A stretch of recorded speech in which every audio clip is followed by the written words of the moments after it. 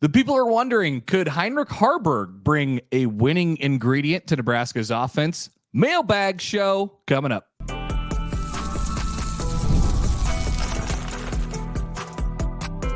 You are Locked On Nebraska, your daily Nebraska Cornhuskers podcast, part of the Locked On Podcast Network, your team every day.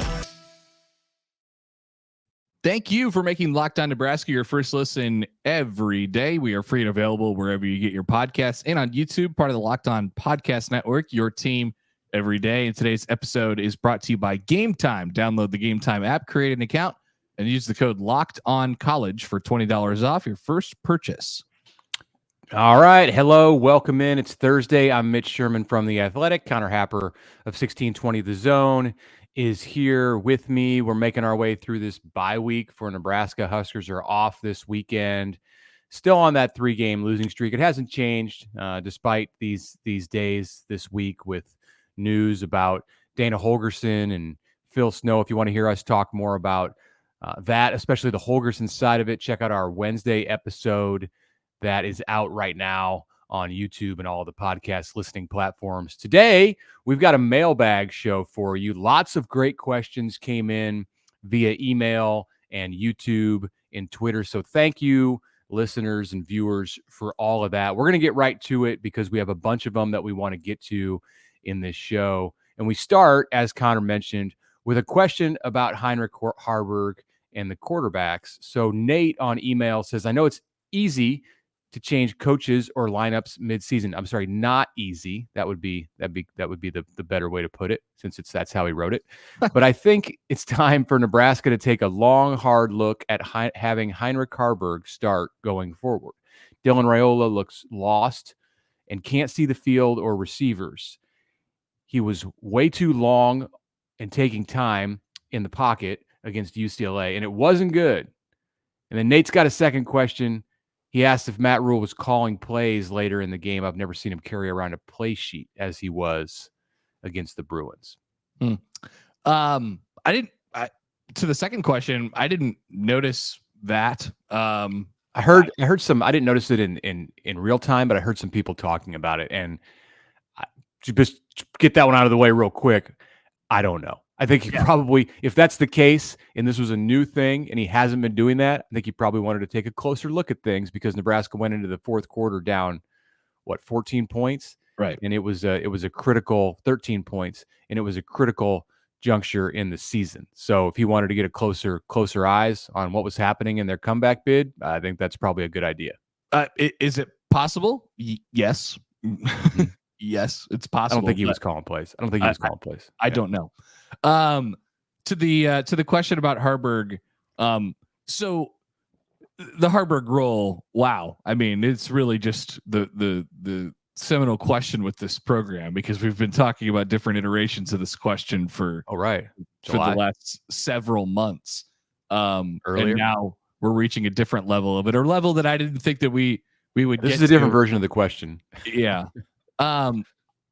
No, I do not think that they should do that. I do not think that they should start Heinrich Haarberg. I think that you have to figure it out with Dylan Raiola, because you can't, if you're putting in Heinrich Haarberg to start, you're saying, all right, well, I guess we were wrong about this 5-star quarterback that everybody thought was good. Giving up on him after 9 games. Yeah, that is ridiculous. Nebraska needs to figure it out, and they will, but it just might take some new eyes and some more time, I guess. I have nothing to add to that. There's a question from Curtis, though, that came in on email. That's a different version of this, and he says Haarberg looks improved. He stood tall in the pocket and composed, drove the ball down the field with authority, and added the running element. I know Raiola is the future, but the offense needs a spark. Who gives us a better chance to win right now? Does Haarberg have the juice? I'm conflicted. So isn't it funny that Haarberg stood tall in the pocket, drove the ball down the field with authority, added the running element? Let's look at what he did. He came in on the goal line, handed off. They were able to get in with aid from a penalty. It was fine. And then they got the ball back with 2:20 to play, and he ended up throwing an interception down in the red zone on a ball where he left Ja'Cory Barney out to dry, and Barney's lucky that he walked away from that play and where he kicked the ball into the air and UCLA made the diving pick. That was a third down play, I believe. I believe so. Yeah. That's not what Nebraska's looking for on the offensive side. Like, did Heinrich look more comfortable throwing the ball than he did a year ago? Well, yeah, we've been hearing that and seeing that since March. Yeah, I agree with that notion, and I think that's a good thing for Nebraska's program that he's better than he was. But he doesn't have as high of a ceiling as Dylan Raiola does. It's just, that's just the deal. And that's not based off of that's based off of things that we have seen. So Nebraska needs, the question was, or one of the statements in there was, the offense needs a spark. Nebraska needs to find a way to get that from Dylan Raiola. They need to make life easier on him. They need to get him some shorter, quicker passes. They need to get him in a rhythm earlier in the games and get him confident. Whatever it takes to get him to that spot, that's your way to get the offensive spark. I still don't mind the Haarberg stuff when he's in the game and he's adding the running element and it's a curveball on a drive. Like that's all great, but I do not think he needs to be the starting quarterback. Nebraska's best passer, Nebraska's best quarterback remains Dylan Raiola. Yep. If there are ways to move the offense, and there are, with Heinrich Haarberg adding something, I continue to be all for finding that within the structure of this offense. But there is a danger that while this offense seems to do nothing well, overly well, maybe the Haarberg stuff. I don't know. This is the question I would ask. Is the Haarberg stuff starting to get in their way? Has it gotten in their way? Has it prevented Nebraska from focusing on the things that are the bread and butter, or should be the bread and butter, and prevented them from making it that because they're trying to squeeze Haarberg in? If that's the case, that's an indictment on the OC, but maybe it's happening. If you're inserting Haarberg now, it'd be the equivalent of as a starting quarterback, you'd be putting a Band-Aid on a bullet hole. Like it would be like, all right, here's a quick and easy way to get some yards and and like that might work, but Nebraska has to fix their problems, and not run away from them and choose a different route. They have to fix their problems. Yeah. Okay, let's go to Jacob on Twitter. This came to me in a DM on Wednesday, and it was we had a conversation. It's sometimes in sports, Jacob said, the media props up players as winners. Oftentimes coaches talk about how they take winners with less talent over players who have more talent and may not have won as much. If we're going to place that much emphasis on winners, we also have to address the other side of it. Matt Rhule has been hesitant to say it publicly, but most of these veteran players simply have not won. They don't know how. That's Jacob's belief. Kurt Cignetti at Indiana this year got rid of a lot of players who had lost. Rhule did it different. I think it's a fair question to ask if he'd be better off if he had run off a whole group of players who had not won. What are your thoughts? Yeah, I've been grappling with that question a lot the last couple of weeks. I think it's really interesting, and I don't think it's in his DNA to just send guys off. And I think realistically, he looked at those players when they got here and said, those players are good players. What he did not know was the mental burden that they carried with them. He didn't see that because he's taken over jobs at other places where the players had lost before, and it wasn't this hard to sort of break through that wall. So, hindsight, it's always 2020. Maybe that wasn't the right thing to do. It was maybe the best thing for the culture. But I don't know, maybe you could even argue against that as well. I think I don't like, it doesn't do you any good if you're Matt Rhule, to be thinking about the decision that you made when you got the job and how it was possibly the wrong one now. Like, you just have to live with it now, but it's something that I've thought about a lot over the last couple. If he made the wrong decision, then the alternative would have been what? Where would he have gone in the portal to find players who replaced them? I don't know that a Cignetti formula was there for Matt Rhule. We talked about this. He's always said, like, hey, I couldn't bring Brian Burns with me. Right. I can bring guys from the Panthers with me. Yeah, we had a conversation about this last week in the mailbag show because we were asked if it was a disadvantage for coaches to come from the NFL versus college, and we were somewhat indifferent on it. But in the case of Cignetti, I mean, he had some players at James Madison, and he had some connections at other schools, or found some connections to be able to bring in players at Indiana, and it's just really clicked for the Hoosiers, who are still awaiting. They're 9-0. They're still awaiting their first win over a team that is currently ranked. So let's, it's great what they're doing. They're in position to make the playoff, but I don't know that we want to make that situation this year the model for all that should happen moving forward in college football with a first-year coach. So now you could take Cignetti out of it too, though. But like, I think it's a fair question, even without what Cignetti's doing, or even without what Deion Sanders has done, or whatever. Like, the losing mindset stuff is very real. Yeah, right. Yeah. And I think that's sort of what I've been thinking about. All right, Mitch, should we take a break here and then resume with more questions? Let's absolutely. Appreciate you all participating in the mailbag show, listening. And you can, email us, lockedonneb@gmail.com. Find us on YouTube, or get the podcast wherever you get your podcasts. We'll be back after this. Mitch Sherman here to tell you about Robinhood Gold. You do not need a silver spoon to eat up the financial favors of the 1%. Robinhood Gold allows others to get the rates and perks usually reserved for the high society. Now, the resourceful individual with Robinhood Gold can earn the very liberal rate of 4.5% APY on uninvested cash, receive unlimited 1% deposit bonuses, and be rewarded with a handsome 3% retirement boost on an IRA account. Robinhood Gold provides the privileges of a high net worth for any net worth. These generous benefits are now available for only $5 a month. The new gold standard is here with Robinhood Gold. Sign up at robinhood.com/gold. Terms apply. For product-specific disclosures, visit robinhood.com/gold. Investing involves risk. Rate may change. Gold membership is offered by Robinhood Gold, LLC. And I want to tell you about the FanDuel Sportsbook. Tackle the NFL this weekend with FanDuel, America's #1 sportsbook. Right now, new customers can bet $5 and get $150 in bonus bets if you win that first $5 bet.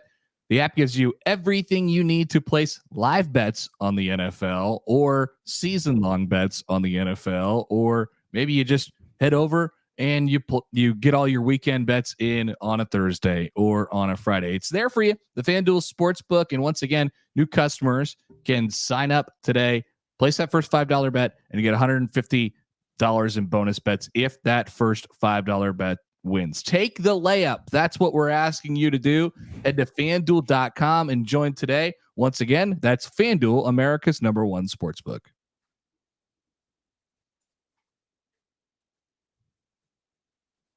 All right, here we go. We're back for segment number 2. We continue on with the mailbag, Mitch Sherman and Connor Happer. Okay, so we got another. Is this Zachary who's been on the same every week? Every week. Well, great.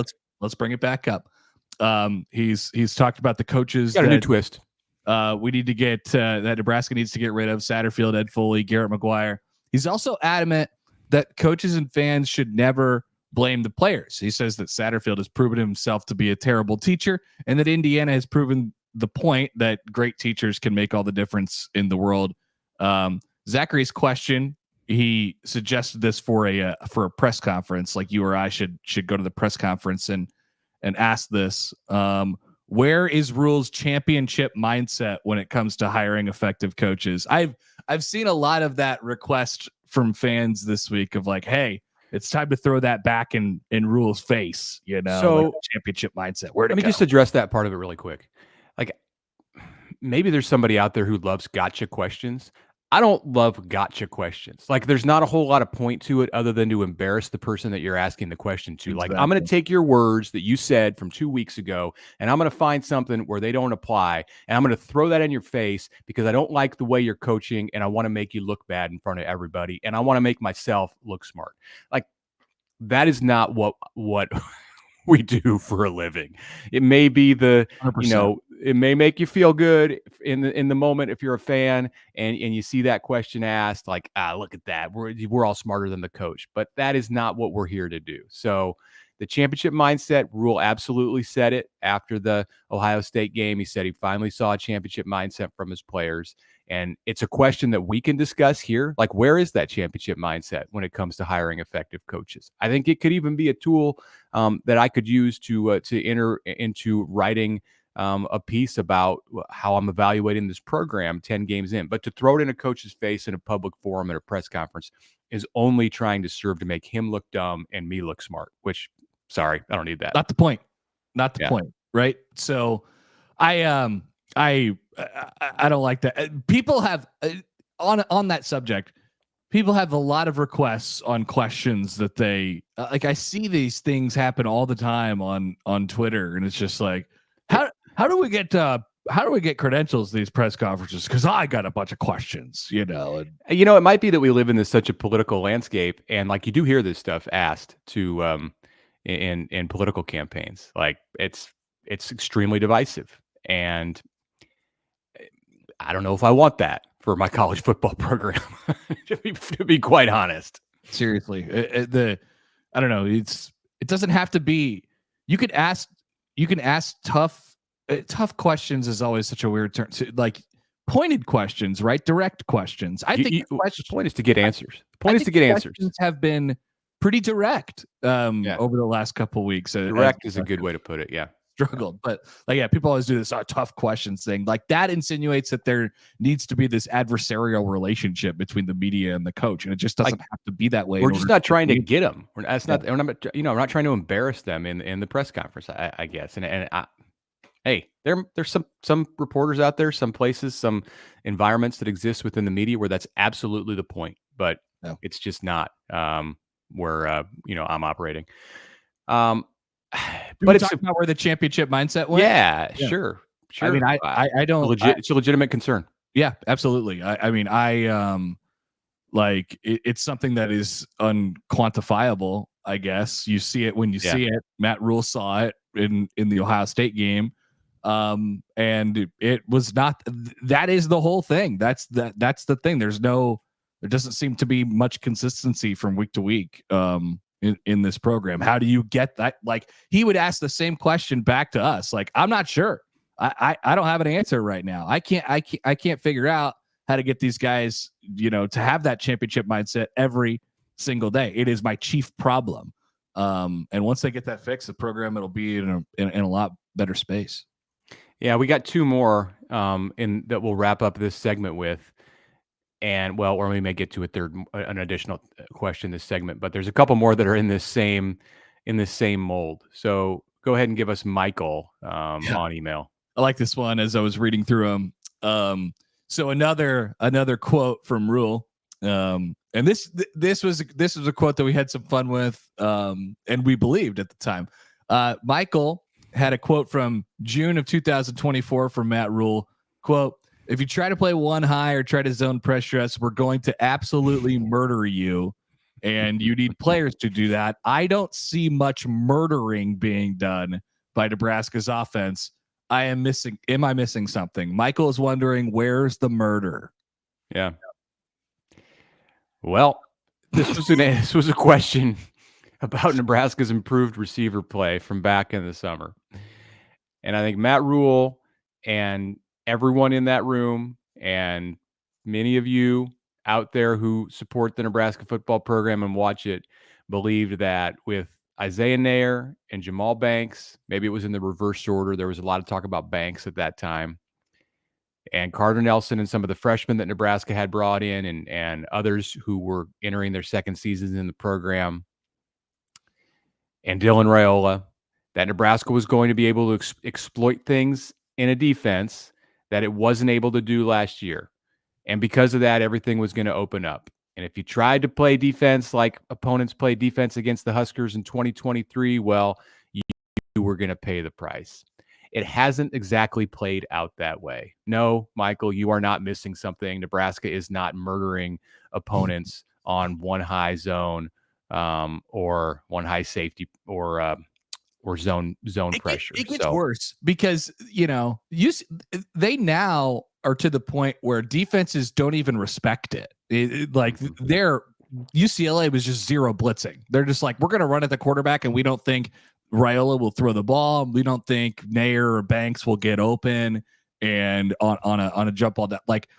That thought, if you would have given that to Matt Rhule before the season, you said, "Oh yeah, you're murdered. We're murdering you." We're doing that. So the point of this offense was that it was going to be able to do a little bit of everything, and I think because of that, in a lot of spaces, they've had too much on their plate. They've tried to do a little bit too much of everything and all of that stuff. I don't know what the root cause is of why it's crumbled the way it has, but even if Nebraska had a great look, I don't trust them to be able to execute it at the moment because Dylan Raiola is too slow to make the decision and get the football out. And I don't know, their receivers have been open a little bit and Raiola hasn't thrown it. So not much murdering going on right now.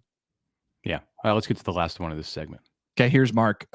Did Rhule make a mistake in saying before the season, and again as the season started, that they plan to treat Raiola like a seasoned veteran instead of a freshman? Mark in his email cites the opening series against UCLA after the Bruins scored and how it might have been better to try and establish the run game, even if they had to incorporate the wide receivers. Why doesn't Nebraska ever come out and pound the rock to set the tone physically?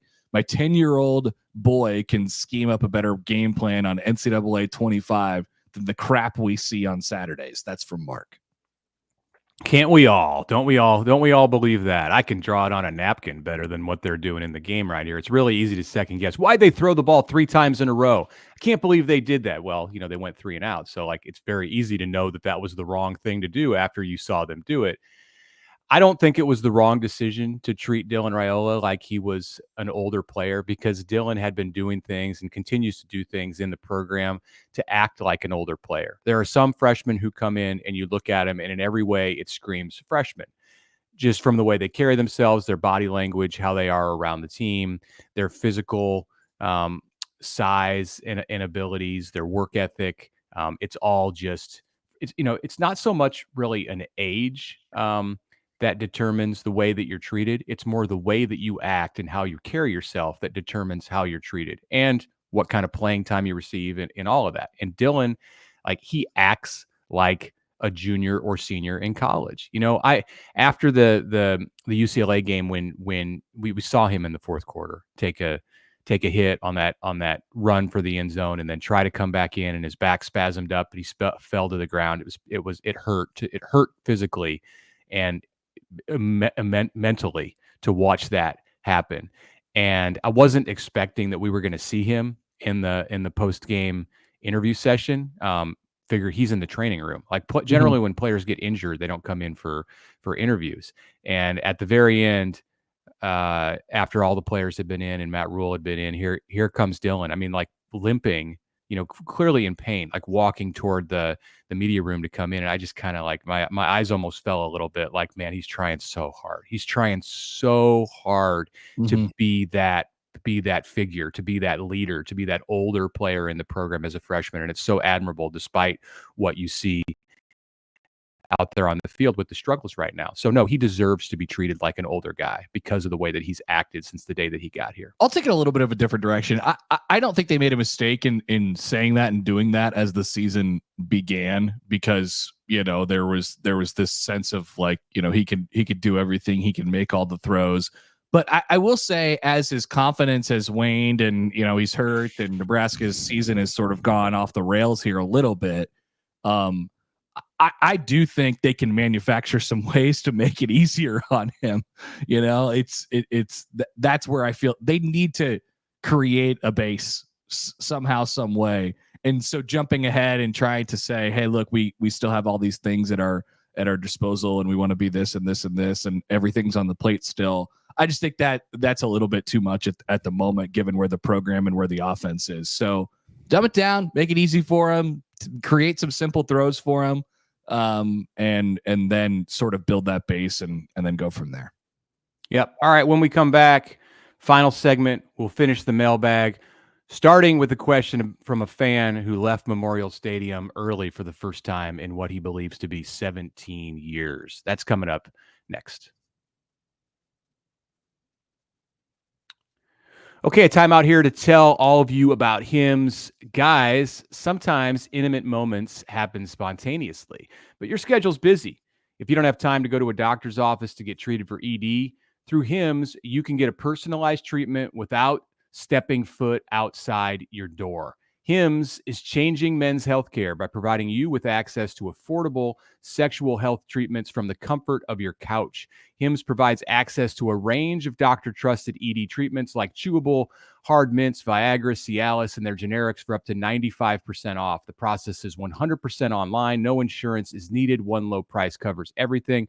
So start your free online visit today at hims.com/lockedon. That's HIMS.com/lockedon for your personalized ED treatments. Products mentioned are chewable compounded products which are not approved by or verified for safety or effectiveness by the FDA. Prescriptions require an online consultation with a healthcare provider who will determine if appropriate. Restrictions apply. See website for details and important safety information. Subscription required. Price varies on product and subscription plan.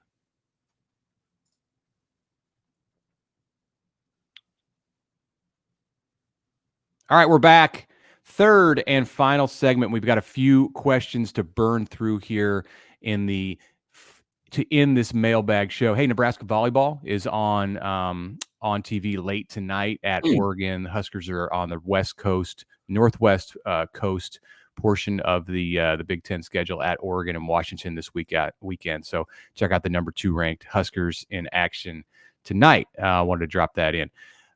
Mitch in GI via email, frequent participant in the mailbag pods. Thank you, Mitch. I left the UCLA game in disgust when it was 27-7. I haven't left a game like that in many years. Probably the 2007 Oklahoma State debacle was the last time.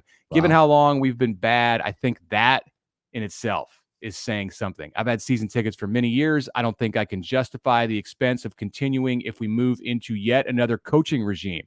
I suspect a lot of fans feel the same way. With all that being said, how much disappointment can the fan base take before the support of the program takes a significant dive?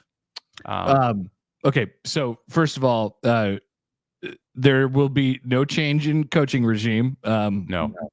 So Matt Rhule, I looked this up because of this question. Yeah. He has $62.5 million left on his contract right now. Yeah. Don't even think about it. Okay. It's not even like Nebraska would be so stupid to do that. Right. That would be so dumb. Nebraska needs a little bit of consistency and it might hurt in the meantime, but we talked about this on Monday or Tuesday, I think, Mitch, like they have to take this process, tweak it and find a winning solution, obviously, but they got to double down on it, right? Nebraska needs this consistency. They can't panic. And that will, because that's a little bit different than what's maybe happened over the last couple coaching regimes. How much can the fan base take? I've been wondering that for years, but they keep on taking it. They keep on getting excited every offseason and with every new player that comes along and stuff like that. Like you can't take that for granted. You don't want to take that for granted, but I don't know. I feel like if you're still in it after all of this, then you're probably kind of locked in. Yeah. There's going to be erosion and people are going to walk away like Mitch did at halftime of the last game. But people are resilient in the state of Nebraska. Something else I noticed in looking at Rhule's contract as I type this question into the mailbag file. So he gets paid a $1 million retention bonus on March 1st of 2025. That's the first one of those out of several that are in his deal that Trev Albert structured. If Nebraska finishes this thing on a sour note here this month, and then Rhule gets $1 million on March 1st, how's that gonna play in the public? Not good. People hate that. People hate when they spend money on things that are people hate when they spend money on things, period. This guy's getting paid whatever to do that. I mean, he's making a lot of money to begin with, although it's not in the same ballpark as what he's going to make later in the contract. But the retention bonuses start this year. So just something to brace for in the offseason. We'll be talking about that in the spring. Okay. Couple questions about Tony White. One from Riley on email. Is there any world where Tony White stays another year? If not, who are some of the top candidates to replace him at defensive coordinator for next season? And then from Jake, this is he signed this Jake from State Farm, so I don't know if it's the real Jake from State Farm, but great. That's what we got. Did Tony White hurt his stock by coming back to Nebraska this year? So these are two divergent questions here. You want to take a crack at summing this up, Connor? Yeah, well, I think there is a world where Tony White is here in 2025. Yeah. I don't like the stock thing. It doesn't necessarily work as reactionary as people in the industry think that Tony White is a good coach. Know that, and he's been up for jobs before, and he's put his name in that circle a whole bunch. And I would imagine the same thing happens this offseason. But there is something to be said for being hot. That's not good hiring practice to just hire the hot coach. So Tony White wouldn't necessarily be the hot coach this offseason. It helps with public perception. Yeah. It's a harder sell to your fans if you're an athletic director at a group of 5 school and you want to hire Tony White in December and he's coming off of a 5-7 season or a 6-6 season at Nebraska when they went 5-7 the previous year and his defense didn't statistically improve with a lot of the same players. But I mean, you have to have your convictions as an administrator. And if you feel like he's the right guy, which I think he's ready to be a head coach. The thing that Tony White's not telling you when he comes up to the podium this year is what kind of an adjustment it's been for him this season with a different kind of philosophy on the defensive side. Like John Butler and Matt Rhule have brought something different. Rhule has encouraged Butler to bring some aspects of his defense from the NFL and incorporate that to make this group that Tony White runs better. And there have been bumps in the road. Yeah, no doubt. All right, so let's go to Patrick. Is Matt Rhule's finger on the pulse of this team? Is his finger on the pulse of the staff? All the inconsistencies make Patrick wonder, Mitch. Yeah, I will just give a quick answer to this because we've got 2 more to finish, and I think this. I think that's what he's trying to do. That's Rhule consistency, such a huge thing for him, and he talked about that, about how he was hurt this week by the suggestion from a friend that it must be so hard for him to deal with the inconsistencies of this team, and he's trying to get close to this group physically and figuratively as the season goes on, whatever he can do and find a way to get his finger better on the pulse of this team. I think he has struggled with that at times. He didn't recognize before the Indiana game. He said this, that group was going to come out and play that way. So it's been a work in progress, and that hasn't been the best. This is not the best job that he's done in his career of having his finger on the pulse of a team. Nathan wonders what Dana Holgerson can actually functionally do as a consultant in the next couple of weeks. Yeah, whatever's needed. There are no restrictions as there were a year ago for him to meet with players, for him to be able to coach on the field. Nebraska may not want to put him in a position to coach on the field. They may feel that he's more valuable in this consultant role, which is what he was hired to do, and that may not involve working with players in drills. But if he sees something in a practice and he wants to step in and say, no, do it this way, or I would suggest you do it this way, he can absolutely do that because the rule no longer limits the on-field coaching to the full-time position coaches. And finally, from Robert, what are we supposed to do without a Husker football game on Saturday? You have many options. You could sit and do nothing, hang out with the family. There is some good college football this weekend. Alabama and LSU play each other in a college football playoff eliminator game. There's some games in the Big Ten. Georgia interesting slate.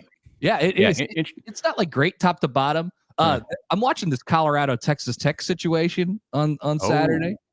That's a fun one. Texas Tech coming off the win against Iowa State. Colorado, trying to position themselves for a spot in the Big 12 championship game if they can get some help around them. That's a 3:00 game on Saturday. Definitely put that one down in the picks for the Friday show. So here's a chance to plug the Friday pick show. Check out tomorrow our pick show. We're going to be picking these games. We're going to be picking. How about Michigan, the defending national champ, going to Indiana? This is kind of like if Indiana wins, like it's probably in. Like I like this is because a loss to Ohio State and still make it. Oh yeah, and then you play Purdue the last week, and we have to get into tiebreaker scenarios on whether the Hoosiers get into the Big Ten championship. But either way, I think they're sitting in good shape. Like Indiana wins this game and gets to 10 wins, it's looking very, very good for the college football playoff. You can watch Nebraska basketball play Bethune-Cookman on Saturday. Nebraska volleyball is in action against Washington. So you can come watch the women's team play on Saturday at 1 at PBA. Mm-hmm. I might be putting down my winterizer on my yard, clean up some leaves. There's a lot you can do this weekend. Plenty. All right, that's it for us today. Appreciate you guys participating in the mailbag and making this your first listen of the day. Go check out the Locked On College Football podcast now for your second listen. Spencer's got you covered over there. That's all part of the Locked On Podcast Network, your team every day.